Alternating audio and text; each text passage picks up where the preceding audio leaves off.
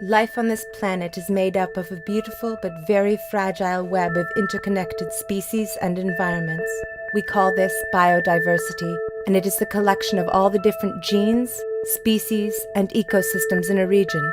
The Earth has 895 separate ecological regions. They are home to over 4,000 different species of mammals, 270,000 species of plants, and 950,000 species of insects. The more biologically diverse the region, the better its chances of survival. We can think of biodiversity in three ways. Genetic biodiversity measures how much variety there is in the gene pool of a particular species.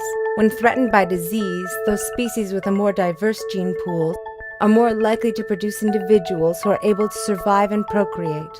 Those with smaller gene pools can be wiped out forever. The same principle holds true for species diversity. The more kinds of species in a particular ecosystem, the more likely it is to overcome threats such as natural disasters and climate change.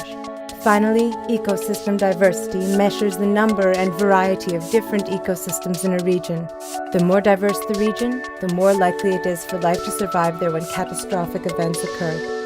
Human beings have a peculiar relationship with biodiversity. On the one hand, we rely on a large variety of species in our environment to help keep our water clean, regulate our climate, control pests and disease, and provide us with food, shelter, clothing, and medicine.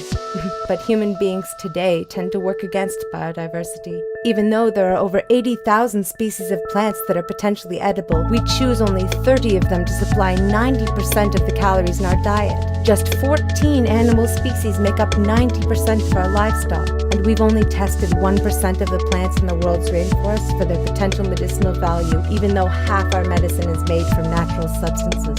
The choices we make in our farming, logging, and urban development are crowding out a lot of the species that make up the biodiversity on our planet. And because these species are so interdependent, when one gets wiped out, it can cause other ones to disappear too. And if we're not careful, one day one of those species might just be us.